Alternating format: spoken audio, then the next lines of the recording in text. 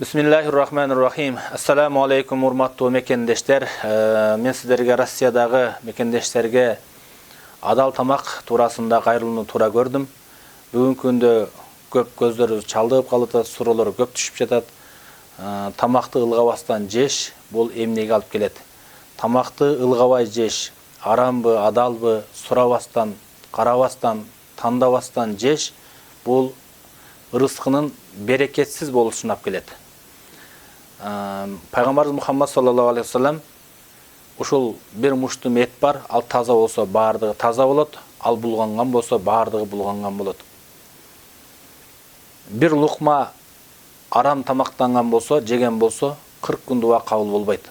Бүгүн баардыгыбыздын каалообуз бар, баардыгыбыздын максатыбыз бар. Бактылуу болуп жашайлык деген. Баардыгыбыздын жакшы койгон ниет тилектерибиз бар. Ошол койгон жакшы каалоо тилегиңизге өзүңүз кайдыгер карабаңыз бир тууганым.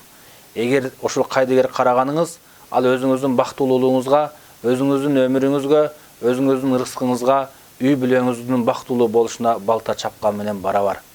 Ал дуаңыз кабыл болбосо, тамагыңызды ылабасаңыз, мен силерге ушул учурдан пайдаланып айтайын.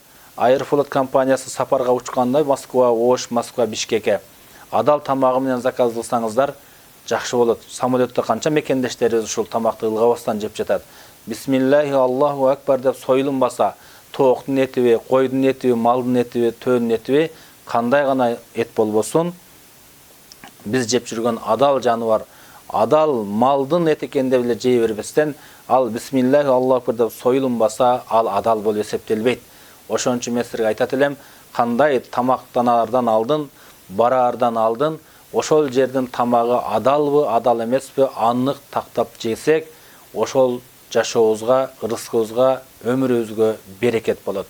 Келиңиздер бир туугандарым тамакты тандап, адал жегенди үйрөнөйлүк. Ассаламу алейкум ва рахматуллахи ва баракатух.